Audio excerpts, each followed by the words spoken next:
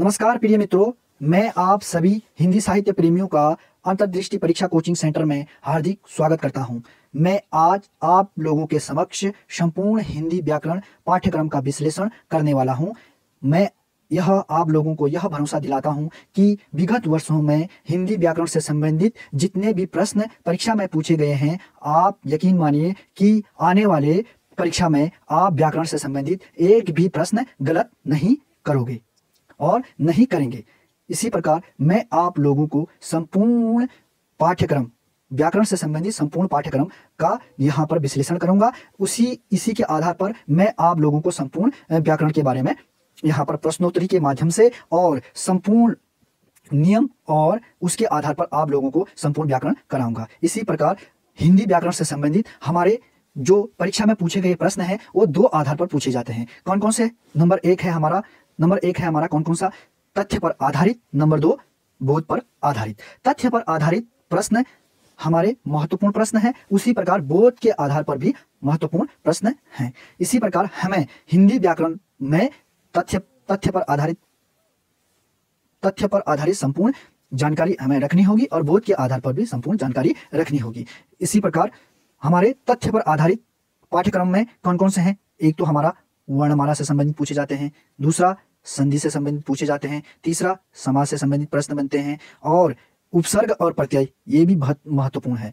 उपसर्ग और प्रत्यय हर परीक्षा में जितने भी आज के डेट में प्रश्न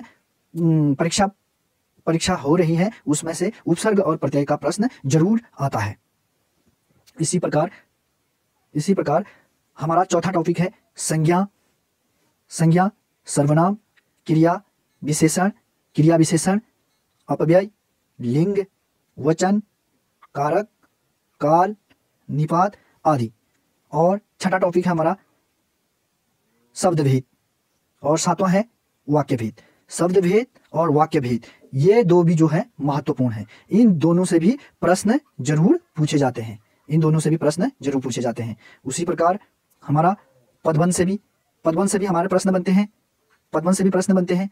विराम चिन्हों से हमारे प्रश्न बनते हैं, वाच्य से भी प्रश्न बनते हैं, शब्दकोश से भी प्रश्न बनते हैं। ये जितना भी मैं आपको सिलेबस बता रहा हूं, इस सिलेबस के आधार पर इनमें से हर टॉपिक से एक एक प्रश्न जरूर बनता है। वाक्य से भी बनता है, शब्दकोश से भी बनता है, विराम चिन्हों से भी बनता है, पदबंध से भी बनता है, वाक्य भेद से भी बनता है और शब्द भेद से भी बनता है। ये हमारा तथ्य के आधार पर प्रश्न व्याकरण से समाप्त होते हैं। अब आते हैं हम किसमें? बोध के आधार पर। बोध के आधार पर पाठ्यक्रम हमारा कौन कौन से है? पाठ्यक्रम में कौन कौन से पूछे जाते हैं? बोध के आधार से भी महत्वपूर्ण प्रश्न पूछे जाते हैं। कौन कौन से? विलोम शब्द से हमारे प्रश्न बनते हैं, पर्यायवाची से भी हमारे प्रश्न बनते हैं। हर परीक्षा में पूछे जाने वाले प्रश्न हैं विलोम और पर्यायवाची। आप लोगों को पता होगा कि विलोम से और पर्यायवाची से प्रश्न पूछे जाते हैं। उसी प्रकार हमारा कौन कौन से हैं?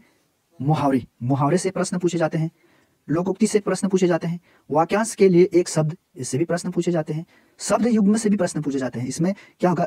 एक युग्म, इसमें दो शब्दों के दो युग्म दिए जाएंगे और उसका जो है अर्थ अलग अलग होगा। उस अर्थ के आधार पर हमारे 4 ऑप्शन दिए जाएंगे। 4 ऑप्शनों में से एक हमारा उसमें सही उत्तर होगा। उस सही उत्तर को हमको क्या करना पड़ेगा? चयन करना पड़ेगा। और उसी प्रकार आप लोगों को पता है रस भी हिंदी व्याकरण का महत्वपूर्ण टॉपिक है। रस से भी प्रश्न पूछे जाते हैं। और अलंकार से भी हर परीक्षा में एक प्रश्न जरूर बनता है। उसी प्रकार छंद से भी एक प्रश्न जरूर बनता है।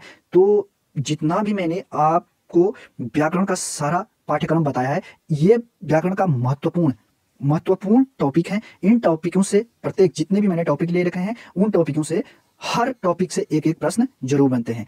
आप इनमें से एक भी टॉपिक नहीं छोड़ेंगे। इनमें से जितने भी टॉपिक हैं उससे सारा क्लियर करेंगे। आपको मैं भरोसा दिलाता हूं कि आप यकीन कीजिए कि आप व्याकरण में कहीं भी मार नहीं खाएंगे। इसी प्रकार आज का टॉपिक यहीं पर समाप्त करता हूं। धन्यवाद।